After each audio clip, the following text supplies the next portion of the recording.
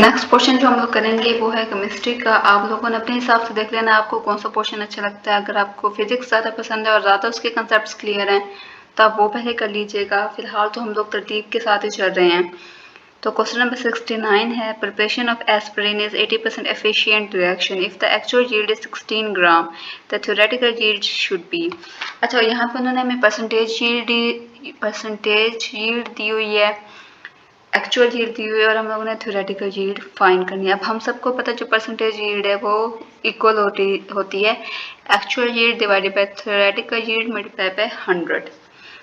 उन्होंने हमें percentage yield दी हुई है 80%, यहाँ पे हम लोग 80 लिख देंगे। 80 is equal to actual yield, ये 16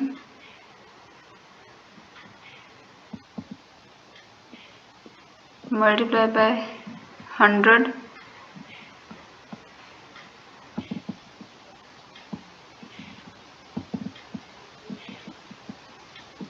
डिवाइडेड बाय थ्योरेटिकल यील्ड। अब हम लोगों को थ्योरेटिकल फाइंड करनी है तो ये इधर आ जाएगा और ये इधर आ जाएगी। Theoretical yield divided by actual yield, उन्होंने एफिशिएंसी उन्होंने हमें दी हुई थी 80%। तो ये अब ये ज़ीरो से गया, ये गया 4 और ये गया, ये कट के यहाँ पे 5 आ गया, ये 5 लिखा हुआ है। अब ये 4 यहाँ पे 4 1 जार 4 4 4 जार, तो अब ये 4 multiply by 5 is equal to 20 gram.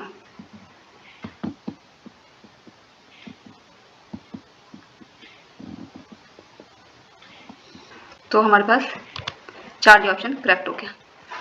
तो चलते हैं हम लोग अपने नेक्स्ट क्वेश्चन की तरफ, यानी क्वेश्चन नंबर 70 की तरफ। इसमें अब स्टेटमेंट है, what is the mass of oxygen contain in 72 gram of pure water. यानी कि हमें वाटर के 72 ग्राम दिए हुए हैं और उसमें से हमने ऑक्सीजन के मास फाइंड आउट करना है। अब हमें पता है जो वाटर होता है 1 मोल वाटर, उसमें होते हैं 1 मोल वाटर में होता है 18 ग्राम और इसमें ऑक्सीजन होता है 16 ग्राम।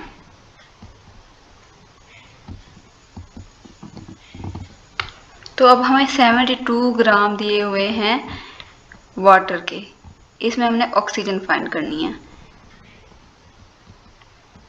तो अब हमें पता है, देखो 72 को 18 पे अगर हम लोग डिवाइड करें तो ये आता है 4 और हम लोगों ने इस 4 को 6, फिर इस 4 को अगर हम लोग इस 16 से मल्टीप्लाई कर दें तो हमारे पास आता है 64। देखो जो एक बैलेंस्ड केमिकल इक्वेशन होती है ना, वो हमेशा law of conservation of mass को फॉलो करती है। यानी कि जितने हम लोगों ने यहाँ पे H2O के बढ़ाए नंबर ऑफ ग्राम्स, उतने ही हमें ऑक्सीजन के भी नंबर ऑफ ग्राम्स बढ़ाने पड़ेंगे। यानी कि हम लोगों ने यहाँ पे वाटर को 4 गुना ज़्यादा कर दिया तो यहाँ पे भी हम लोग ऑक्सीजन को भी 4 गुना ज़्यादा कर देंगे, यानी कि 4 टाइम्स इसको इंक्रीज कर देंगे, जो कि हमारे पास बनेगा 64। तो इसका करेक्ट ऑप्शन होगा बीटा। अब हम लोग पढ़ते हैं अपना क्वेश्चन नंबर 71 की तरफ। यहाँ पे उन्होंने दिया हुआ the subshells in which n is equal to 4 and l is equal to 2 is expressed by. अच्छा, अब हमें जो पता है वो ये है कि जो पहली ये जो अगर समझो किसे लिखा हुआ है ये सब शेल 3D, इसमें ये जो 3 की वैल्यू है ये n को रिप्रेजेंट करती है और ये D जो है ये L की वैल्यू को रिप्रेजेंट करता है, और जो L है ये S के लिए, S सब शेल के लिए 0 होता है, P के लिए 1 होता है और जो डी के लिए इसकी वैल्यू 2 होती है और एफ के लिए इसकी वैल्यू 3 होती है। अब उन्होंने कहा है कि हमें उन्होंने डाटा क्या दिया, उन्होंने कहा है कि n इज इक्वल टू 4, यानी कि यहाँ पे हमारा आ जाएगा जी 4 और l की वैल्यू 2। अब 2 जो है वो है d के लिए, l की वैल्यू 2 है d के लिए, तो इसका ऑप्शन बनेगा 4D, यानी कि चार्ली ऑप्शन। तो चार्ली यहाँ पे करेक्ट है। तो बढ़ते हैं अपने नेक्स्ट क्वेश्चन की तरफ। यहाँ पे उन्होंने लिखा हुआ है the electronic configuration of chromium C=24 is. अच्छा, अब यहाँ पे हम लोगों ने देखना है कि क्रोमियम की इलेक्ट्रॉनिक कन्फिग्रेशन क्या है। हमें पता है जो क्रोमियम होता है उसका Z होता है 24 और इन्होंने दिया भी हुआ है C=24। और जो इसके D ऑर्बिटल है उसके अंदर होते हैं 5 इलेक्ट्रॉन,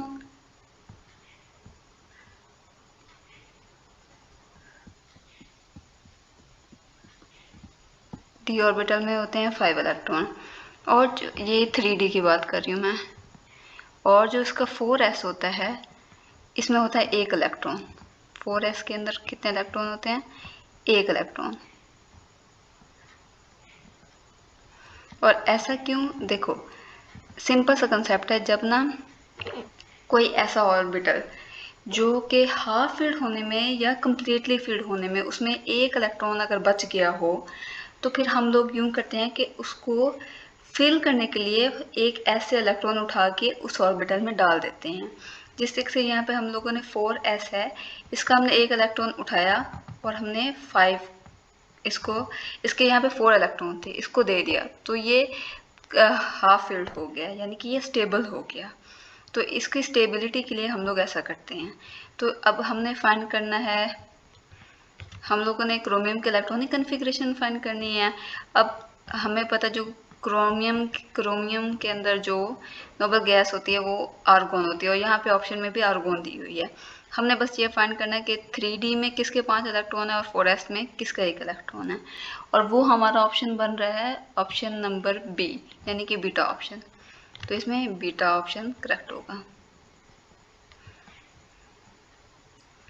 आगे बढ़ते हैं। Which of the following molecule has greatest number of shared pair of electrons?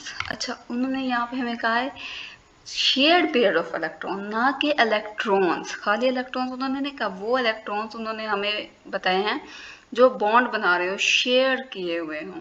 तो यहाँ पे जिसके नंबर ऑफ बॉन्ड ज़्यादा होंगे उसके शेयर पेयर ऑफ इलेक्ट्रॉन ज़्यादा होंगे। अब देखो, जो नाइट्रोजन है इसने हाइड्रोजन के साथ 3 बॉन्ड बनाए हुए हैं, ऑक्सीजन ने और कार्बन ने ऑक्सीजन के साथ 4 बॉन्ड बनाए हुए हैं, डबल बॉन्ड एक तरफ और डबल बॉन्ड एक तरफ। जो हमारे पास इथीन ने 2 कार्बन के साथ बनाए हुए हैं और 4 हाइड्रोजन के साथ बनाए हुए हैं, यानी कि इसने टोटल 6 बॉन्ड बनाए हुए हैं। इसने टोटल 6 बॉन्ड बनाए हुए हैं। और जो नाइट्रोजन है N2, इसने 3 बॉन्ड बनाए हुए हैं, यानी कि अब इसमें हमारे पास नंबर ऑफ बॉन्ड्स किसके ज़्यादा हैं? इथीन के। तो इसके पास करेक्ट ऑप्शन भी इथीन का होगा, चार्ली इसका करेक्ट ऑप्शन होगा। नेक्स्ट पढ़ते हैं। अच्छा, यहाँ पे वो कहते हैं क्वेश्चन नंबर 74 में उन्होंने हमें heat of formation of water ये दिया हुआ है, और वो कहते हैं enthalpy change in the above reaction. अब हमें पता है कि जो heat of formation of water है वो उन्होंने यहाँ पे पॉजिटिव दी हुई है, ये यहाँ पे आप देखें पॉजिटिव है, जबकि ये असल वैल्यू नेगेटिव में है। तो इसकी जो करेक्ट ऑप्शन होगा वो होगा बीटा ऑप्शन। आगे बढ़ते हैं। 75 में वो कहते हैं उसने हमें half mole of H2 gas दिया हुआ है और उसे बन रहा है 1 मोल ऑफ H, यानी कि हाइड्रोजन गैस से हाइड्रोजन एटम बन रहा है। तो ये हाइड्रोजन गैस से हाइड्रोजन एटम का बनना, ये कहते हैं एंथैल्पी ऑफ एटमाइजेशन। गैस से एटम का बनना, एंथैल्पी ऑफ एटमाइजेशन। तो अल्फा ऑप्शन करेक्ट होगा। कहते हैं the value of the E0 value of standard copper half cell is positive 0.34 volt measured when it is connected with She.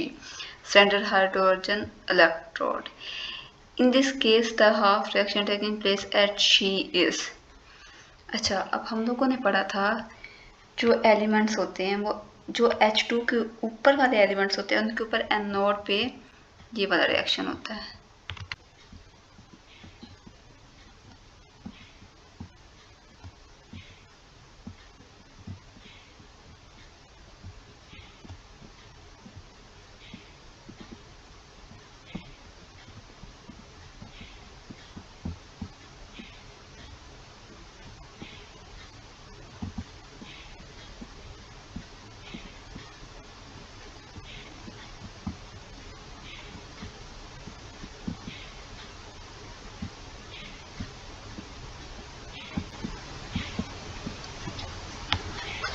तो अब हम लोगों ने ये वाला रिएक्शन ढूंढते हैं, वो है हमारे पास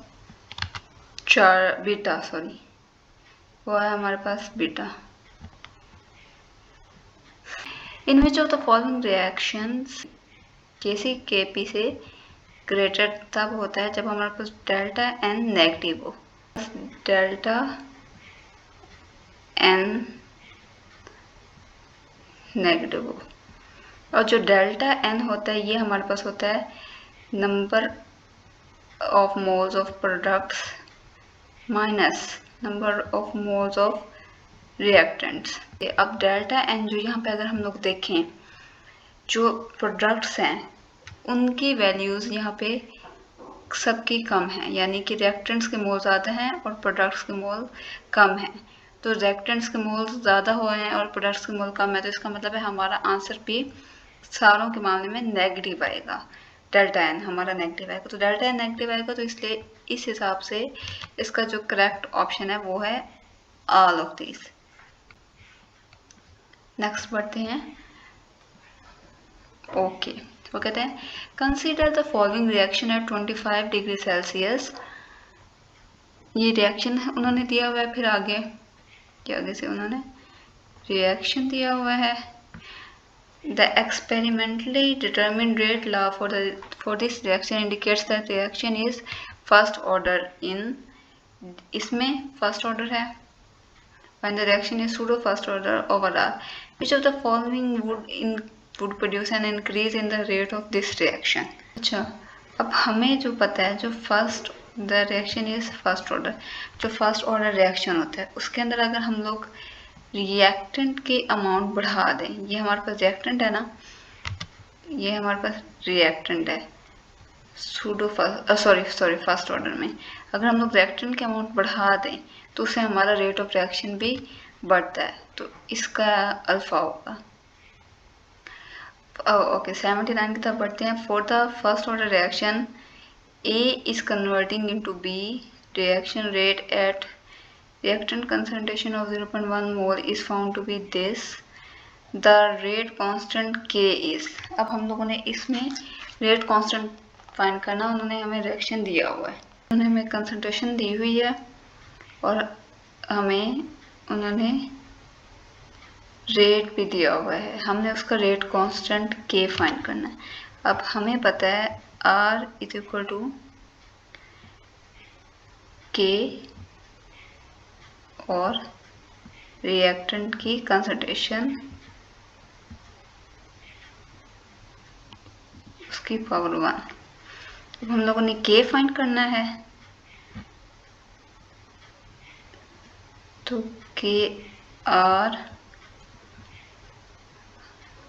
डिवाइडेड बाय ये A, इसकी कंसंट्रेशन। अब उन्होंने हमें R दिया हुआ है 2 cross 10⁻⁻⁵, 2 cross 10⁻⁻⁵ divided by 0.01 mole, divided by 0.0 mole, 0.01 mole.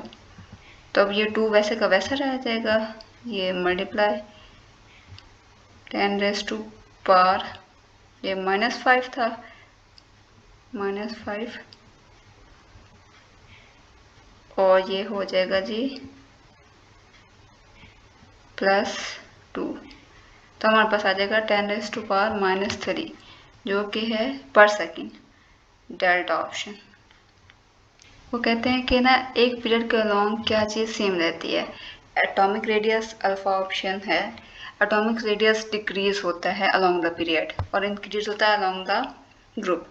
Number of shells same रहते हैं पीरियड्स में। इलेक्ट्रॉन का नंबर बढ़ता है लेकिन शेल्स का नंबर सेम रहता है, तो ये कंसिडर कर सकते हैं, लेकिन हम लोग अगले ऑप्शन भी देखेंगे।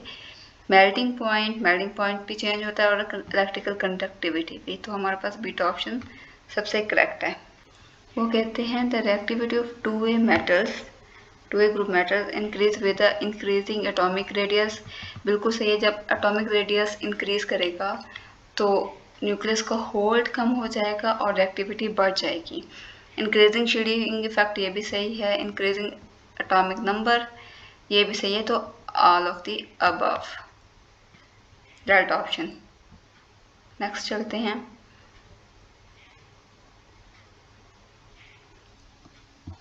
The optimum temperature and pressure during Haber's process are, जो हमारे पास हैबर प्रोसेस होता है इसके अंदर टेम्परेचर होता है 400 डिग्री सेल्सियस और जो हमारे पास प्रेशर होता है वो 200 से 300 atm होता है।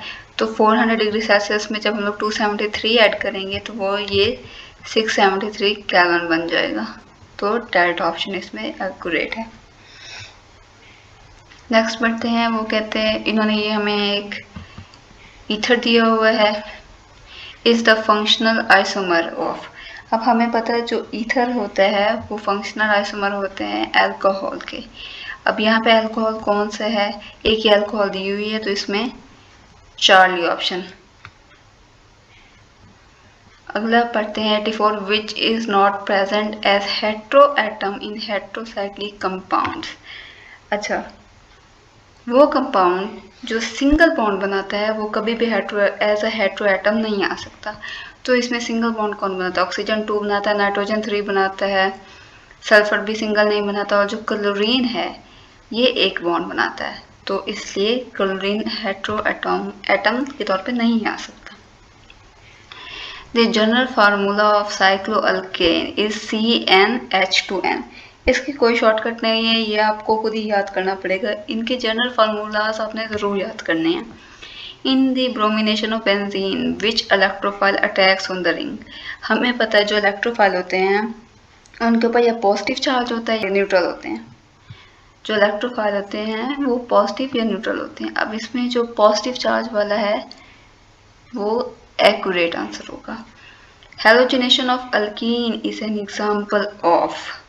हेलोजिनेशन उन्होंने कहा है अल्कीन्स की, इसकी ये किसकी एग्जाम्पल है, ये एग्जाम्पल है इलेक्ट्रोफिलिक एडिशन की। जो अल्कीन है ये अनसैचुरेटेड मॉलिक्यूल है और जो अनसैचुरेटेड मॉलिक्यूल होता है वो एडिशन रिएक्शन दिखते होते हैं। तो इलेक्ट्रोफिलिक एडिशन रिएक्शन की, यहाँ पे एक ही एडिशन रिएक्शन है वो है electrophilic. If halogen alkanes are mixed with an excess of ethanolic ammonia and heated under pressure, amine are formed.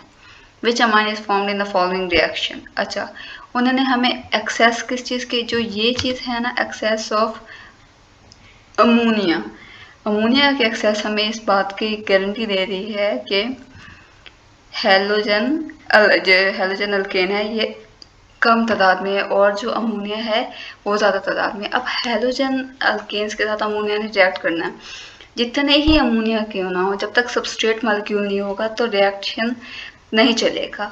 तो हमारे पास जो है हेलोजन अल्केन ये लिमिटिंग है, तो इसलिए रिएक्शन भी लिमिटिंग में जाएगा, यानी कि इसका ऑप्शन होगा Charlie.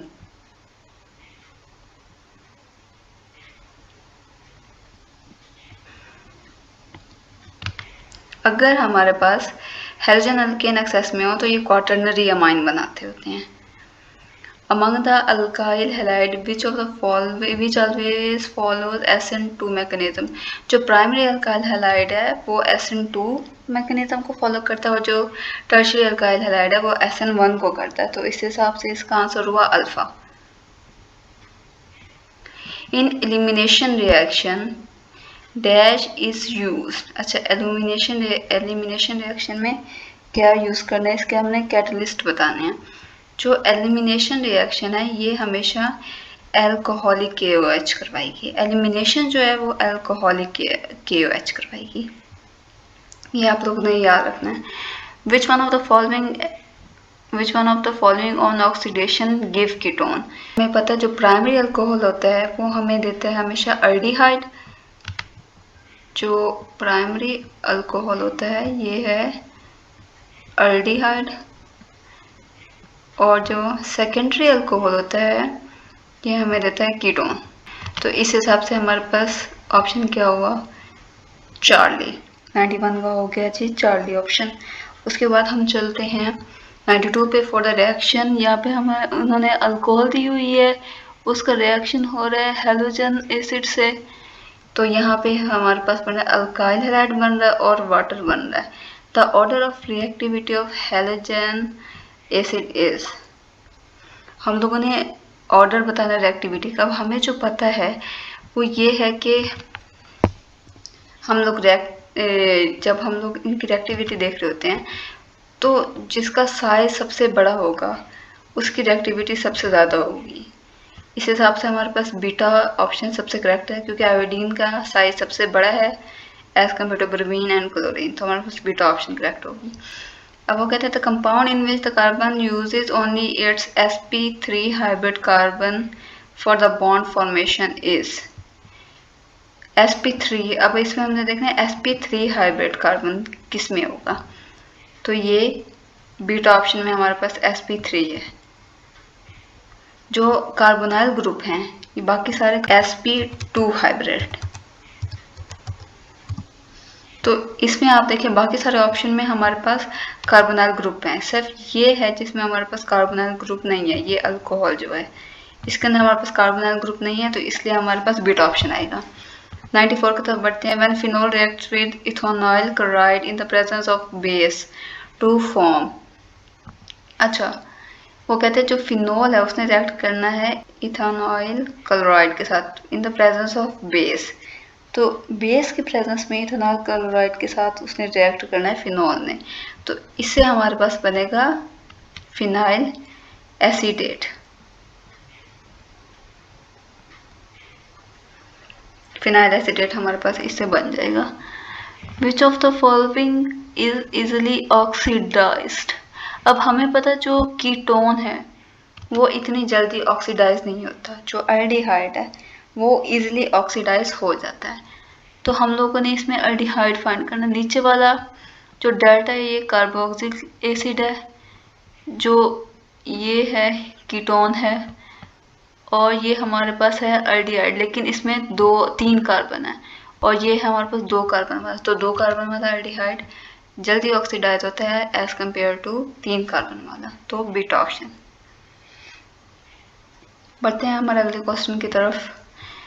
Brick red precipitate are formed when aldehyde reacts with Fehling solution। ये हमारी बुक की लाइन है, इसको आप लोगों ने एज इट इज याद करना है। क्वेश्चन नंबर 97, इसमें अल्डिहाइड रिएक्ट करता है HCN के साथ और बनाता है सियानोहाइड्रिन। अब इस रिएक्शन में हम लोगों ने न्यूक्लियोफाइल देखना है। अब H के ऊपर पॉजिटिव चार्ज है और CN के ऊपर नेगेटिव चार्ज है, तो CN यहाँ पे न्यूक्लियोफाइल का काम करेगा। Which statement is not correct about acetic acid? It's dilute solution of vinegar, vinegar होता है। It can be oxidized very easily. Its pure form is glacial acetic acid, ये भी true है। It is stronger acid than phenol, ये भी true है।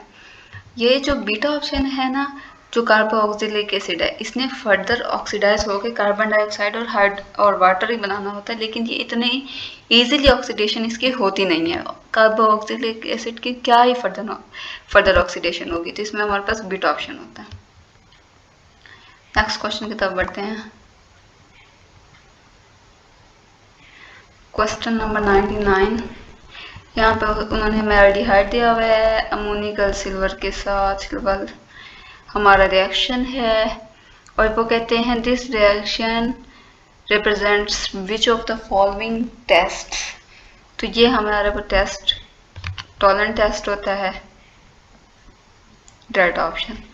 Esterification belongs to the reaction of the carboxylic acids in which, जो esterification होती है इसमें हम लोगों ने फाइंड करना, जो एस्टरिफिकेशन होती है इसमें OH ग्रुप रिप्लेस होता है, तो इसलिए ब्यूटा ऑप्शन।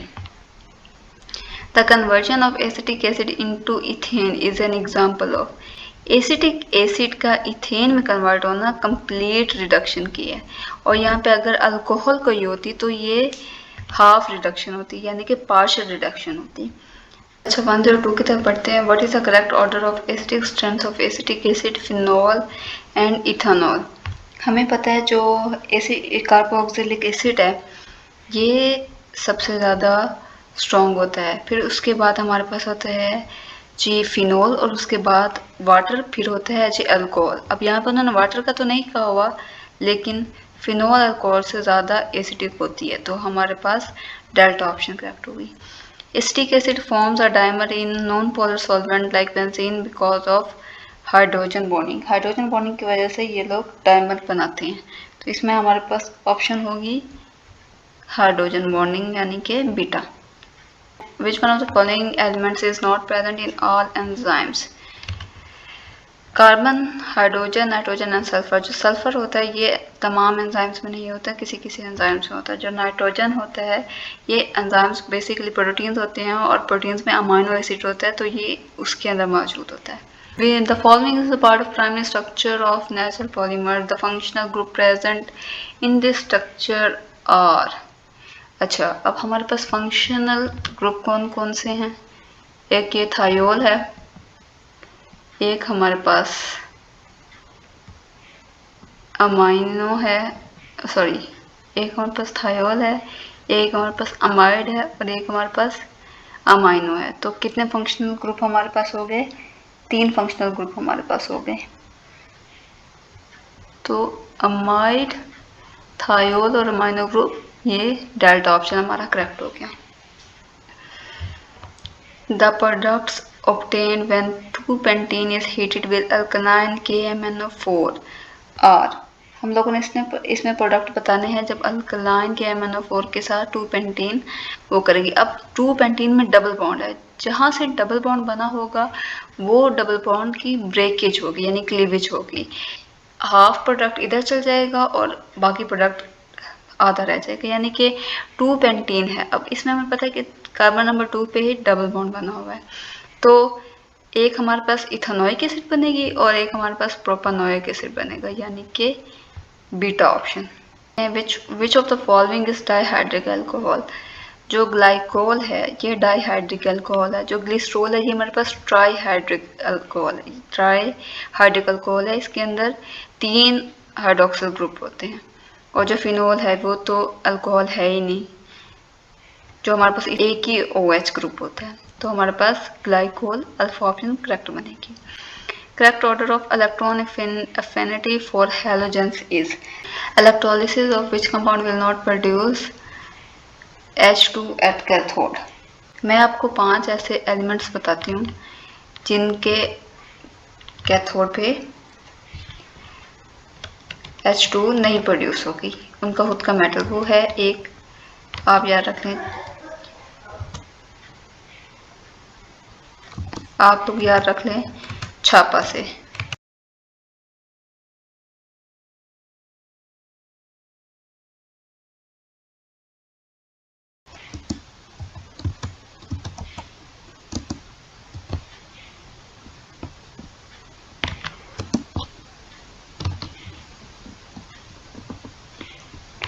C से Cu, जो H से है Hg,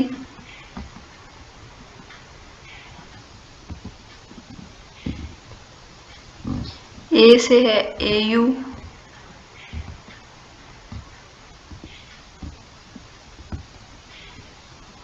P से है जी प्लेटिनम,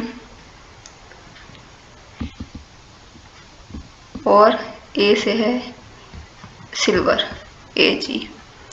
तो इनके ऊपर जब होगा ये अपने ये लोग H2 नहीं करने देंगे। यहाँ पे अब हमारे पास एच ही मौजूद है तो डेल्टा ऑप्शन करेक्ट होगी। ये इसके के तौर पे H2 नहीं बनेगा।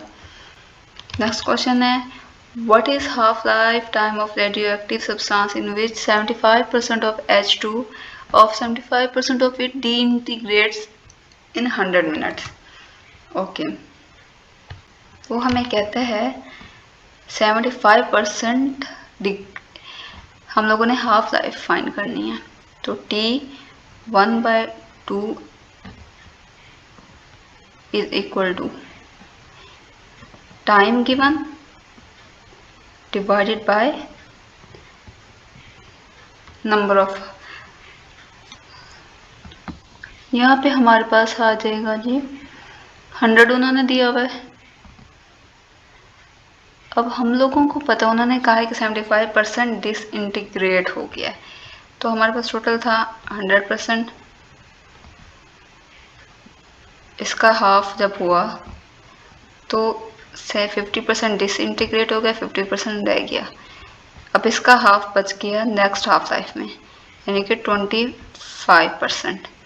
तो यहाँ पे टोटल कितना हुआ हमारे पास 75% डिसइंटीग्रेट हो गया, 75% डिसइंटीग्रेट हो गया, बाकी हमारे पास बचा 25%। अब ये इसमें कितने हाफ लाइफ है, एक ये 1 और ये 2, तो 2 half life. 100 divided by 2 is equal to 50। तो हमारे पास करेक्ट ऑप्शन आएगा बीटा। क्वेश्चन नंबर 111 है nucleophilic substitution and elimination reactions are competing reaction of alkyl halides. Which of the following alkyl halide does not give elimination reaction? अब elimination reaction में ये होता है कि हमारे पास जो फंक्शनल ग्रुप का कार्बन है उसमें से हमारे पास फंक्शनल ग्रुप निकलता है, हलाइड हमारे पास जो हाइड्रोजन होता है वो निकलता है, और जो बीटा कार्बन है उससे हमारे पास निकलता है जी हाइड्रोजन। हमेशा एलिमिनेशन बीटा कार्बन के हाइड्रोजन से होगी, यानी कि बीटा हाइड्रोजन से होगी।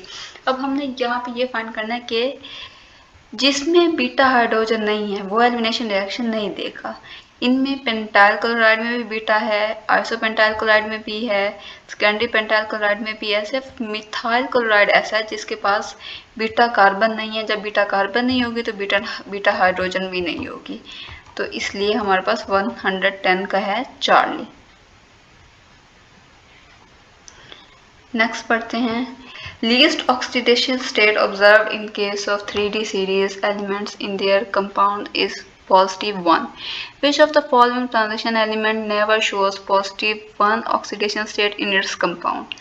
तो जो हमारे पास जिंक है उसकी कभी भी ऑक्सीडेशन स्टेट +1 नहीं होगी, तो delta option. By doubling the concentration of reactant, the reaction is halved. The order of the reaction is beta, negative order, क्योंकि कंसंट्रेशन को डबल करने से रिएक्शन हाफ हो गया, तो ये नेगेटिव ऑर्डर ही होगा। With the increase in charge to size ratio the lattice energy, हम लोगों ने चार्ज टू साइज रेशियो को इंक्रीज किया है, जो लैटिस एनर्जी है वो होगी इंक्रीज, क्योंकि lattice energy charge to size ratio के डायरेक्टली प्रोपोर्शनल होती है। Alcohol does not produce alkyl halide on reaction with, alcohol alkyl halide नहीं प्रोड्यूस करता, किसके साथ, तो हमारे पास Cr2 एक्यूरेसी पे है। How many grams of sodium atom are used with ethanoic acid to form half mole of H2? Half mole of H2O sodium metal are used, तो इसमें हमारे पास आएगा जी alpha 23 gram of. Question number 117. Electronegativity of any element can be calculated by comparing it with, ये बहुत मुश्किल है, MCQ था, किसी से भी नहीं होगा। अल्फा ऑप्शन इसका करेक्ट है। 118. 5 ग्राम of a gas occupies 5.6 dm at STP. The gas is okay. उन्होंने एक गैस दी हुई है जिसके 5 ग्राम है और वो STP पे 5.5 dm। अब हमें पता है जो 1 मोल होता है किसी भी गैस का वो होता है 22.414, 22.414 dm क्यूब। अब अच्छा, यहाँ पे उन्होंने हमें दिया हुआ है 5 ग्राम ऑफ गैस, यानी कि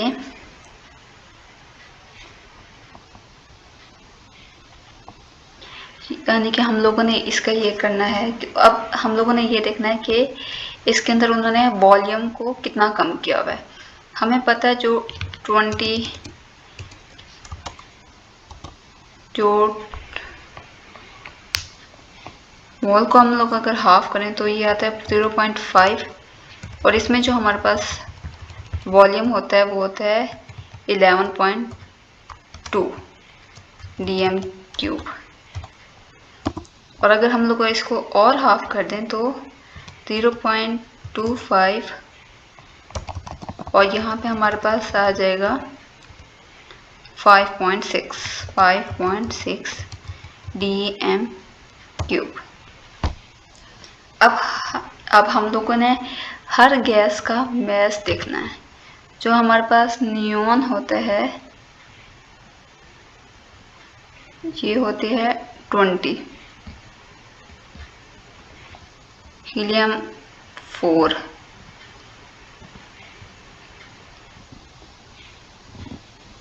इसका होता है जी 16, और इसका होता है N2 है 14 14 28 प्लस 16। अब हम लोगों ने मोलर मास निकालना है, तो मास हमारे पास है 5 और नंबर ऑफ मोल्स है हमारे पास 0.25।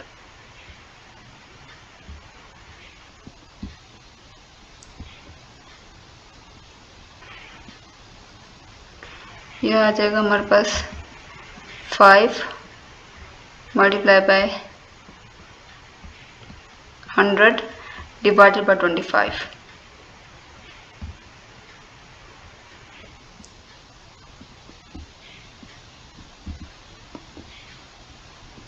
ये गया 4 से, और सॉरी ये गया 1 से, और ये गया 4 से। 4 5 20, सो 20 जिसका मोलर मास है वो ये गैस होगी, यानी कि हमारे पास बनेगा अल्फा ऑप्शन।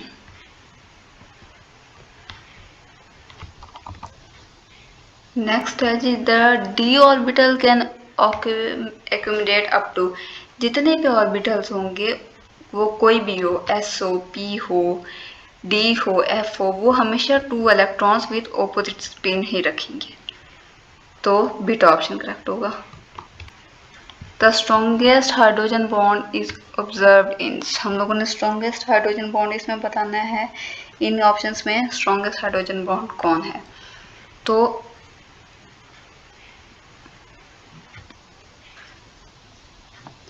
जो सबसे ज़्यादा इलेक्ट्रोनेगेटिव होगा उसका हाइड्रोजन बॉन्ड सबसे स्ट्रॉन्गेस्ट होगा, वो है हमारे पास HF।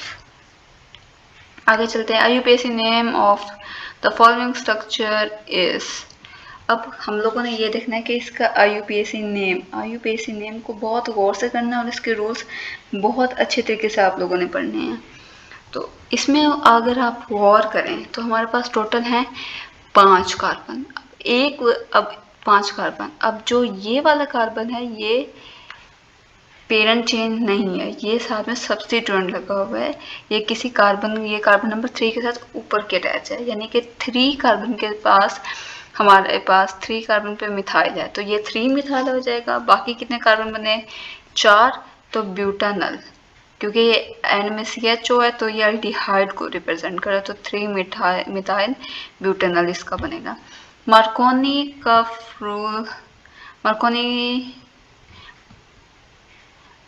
Curve rule is not followed in the reaction between, अच्छा जो मार्कोनी कर्व रूल है वो ये होता है कि अनसिमेट्रिकल सबस्ट्रेट हो और अनसिमेट्रिकली रिएजेंट हो। तो अब इसमें जो सिमेट्रिकल रिएजेंट हमें यहाँ पे दिया हुआ है Br2, ये सिमेट्रिकल है तो इस पे नहीं अप्लाई करेगा। बाकी अगर आप लोग देखें तो ये सारे अनसिमेट्रिकल है, H2SO4, HCl, HCN, तो इसलिए इन पे अप्लाई होगा और अल्फा पे अप्लाई नहीं होगा।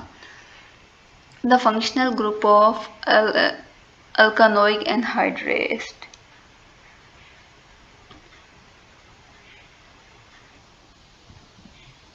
इसका है जी alpha. The reaction of acetaldehyde with the ammonia derivative is dash reaction. तो ये हमारे पास होगा जी एडिशन एलिमिनेशन रिएक्शन. इसमें एडिशन भी होती है और एलिमिनेशन भी होती है. केमिस्ट्री का हमारा यहाँ तक पोर्शन हुआ ख़त्म.